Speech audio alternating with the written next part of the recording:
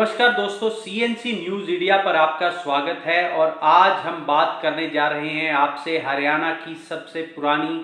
राजनीतिक पार्टी माने जाने वाली इंडियन नेशनल लोकदल के बारे में। जी हां, चौधरी देवीलाल परिवार की Indian National Lok Dal party Haryana की सबसे पुरानी पार्टी मानी जाती है और चौटाला परिवार यानी कि इनेलो सुप्रीमो चौधरी ओम प्रकाश चौटाला के नेतृत्व में इंडियन नेशनल लोकदल साल 1999 से लेकर 2005 तक एक लंबा शासन करने के बाद लगातार सत्ता से दूर है। तो अब इस बार चौधरी देवीलाल के जन्मदिन पर, जो कि हर साल इंडियन नेशनल लोकदल कहीं ना कहीं उनका जन्मदिन एक बड़ी रैली के रूप में, सम्मान दिवस के रूप में मनाती है, तो इस बार इंडियन नेशनल लोकदल अपने गृह क्षेत्र सिरसा लोकसभा क्षेत्र के अंतर्गत आने वाले फतेहाबाद जिला के फतेहाबाद शहर में ही एक बड़ी रैली का आयोजन 25 सितंबर को सम्मान दिवस रैली के रूप में करने जा रही है। जी हां, इस बार फतेहाबाद में आयोजित होने वाली इंडियन नेशनल लोकदल की ये जो सम्मान रैली है वो अपने आप में बेहद खास है, क्योंकि इस रैली में सारे विपक्ष की एकजुटता को लेकर इनेलो सुप्रीमो चौधरी ओम प्रकाश चौटाला देश भर के बड़े बड़े नेताओं, जिनमें चाहे नीतीश कुमार हो बिहार के मुख्यमंत्री, चाहे पूर्व मुख्यमंत्री यूपी के मुलायम सिंह यादव हों, या उनके पुत्र अखिलेश यादव हों, या शरद पवार हों, या फिर पंजाब के पूर्व मुख्यमंत्री सरदार प्रकाश सिंह बादल हों, या सीताराम येचुरी हों, इस तरीके बड़े नेता जो विपक्ष के हैं पूरे देश भर के, उनसे उन्होंने मुलाकात की है और तीसरे मोर्चे के गठन को लेकर एक बड़ा आह्वान किया है कि देश में तीसरा मोर्चा बनना चाहिए। और शायद उसी मोर्चे को लेकर बिहार के मुख्यमंत्री नीतीश कुमार भी पिछले कई दिनों से एक्टिव नजर आ रहे हैं। तो चौधरी ओम प्रकाश चौटाला से उन्होंने पिछले दिनों गुरुग्राम में मुलाकात भी की थी और इस रैली में भी बिहार के मुख्यमंत्री नीतीश कुमार आने वाले हैं। उनके साथ साथ और बड़े नेता भी इस रैली में शामिल होंगे। तो देखना ये होगा कि इस रैली में क्या विपक्ष की एकजुटता सामने आती है, क्या इसके बाद तीसरे मोर्चे की पूरे देश में कोई हवा बन पाती है, क्या आगे तीसरा मोर्चा इकट्ठा हो पाता है या नहीं, ये तो भविष्य के गर्भ में छुपा है। लेकिन इस इनेलो की इस फतेहाबाद की सम्मान दिवस रैली में विपक्ष के इकट्ठा होकर एक विपक्ष को का जो है सत्ता पक्ष के खिलाफ, बीजेपी की सरकार के खिलाफ एक शंखनाद का होना जरूर तय माना जा रहा है। अब आपको ये भी बता दें कि इंडियन नेशनल लोकदल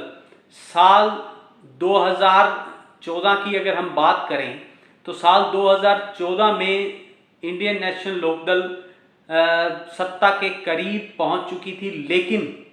एकदम से डेरा सच्चा सौदा के समर्थन से प्रदेश में बीजेपी की सरकार बन गई। और उसके बाद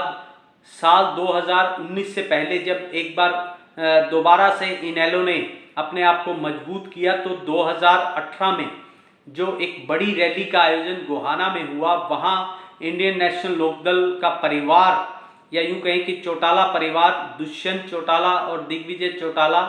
अलग हो गए और इनेलो जो है कमज़ोर हो गई। उसके बाद से लगातार इनेलो कमज़ोर होती चली गई और 2019 के चुनाव में इनेलो मात्र एक सीट एलनाबाद ही बचा पाई। लेकिन किसान आंदोलन के बाद, जब किसान आंदोलन हुआ और किसान आंदोलन के बाद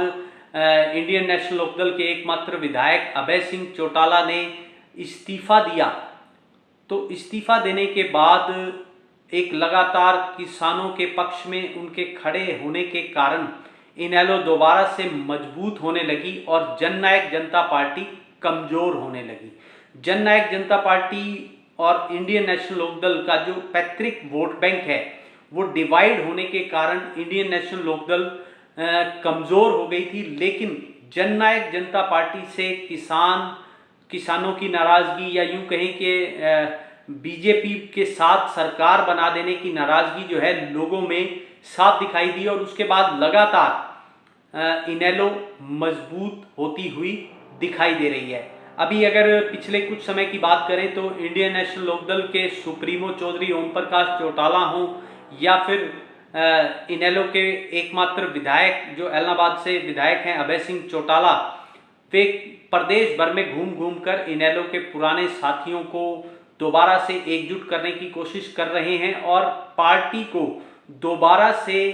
पिछली बार जिस तरह से प्रमुख विपक्षी दल को लेकर एक ये पार्टी का एक अपने आप में एक पहचान प्रमुख विपक्षी दल की बनी थी और लगातार उन्होंने मुद्दों को उठाने की कोशिश की थी, उसी रंग में दोबारा से पार्टी को रंगने की कोशिश में इंडियन नेशनल लोकदल के सुप्रीमो चौधरी ओम प्रकाश चौटाला और अभय सिंह चौटाला खुद और उनकी पार्टी के बड़े नेता दोबारा से लगे हुए हैं। लेकिन अब देखने वाली बात यह है कि आने वाले दिनों में क्या इंडियन नेशनल लोकदल जो विपक्ष को इकट्ठा करके, देश भर के विपक्ष को इकट्ठा करके पार्टी को मजबूत करने के लिए हरियाणा में उन्हें कोई फायदा हो पाता है या नहीं, ये तो भविष्य के गर्भ में छुपा है। लेकिन ये जरूर तय माना जा रहा है कि इंडियन नेशनल लोकदल दोबारा से पहले की तरह अपने पार्टी को मजबूत करने में किसी हद तक कामयाब होती हुई दिखाई दे रही है। अब अगर इस रैली के माध्यम से पार्टी की हवा दोबारा से बनती है और उस हवा को बरकरार इंडियन नेशनल लोकदल के सभी नेता और कार्यकर्ता दोबारा से रख पाते हैं तो निश्चित रूप से आने वाले लोकसभा और विधानसभा चुनाव में इंडियन नेशनल लोकदल एक प्रमुख विपक्षी पार्टी के नाते या यूं कहें कि लोगों के साथ उस तरह से दोबारा पहले की तरह कनेक्ट होकर सत्ता के नज़दीक पहुंच पाएगी या नहीं, ये तो अभी कह पाना बहुत मुश्किल है। लेकिन ये जरूर तय है कि अगर पार्टी ने दोबारा से उस तरीके से मेहनत की और पार्टी का कार्यकर्ता जो पहले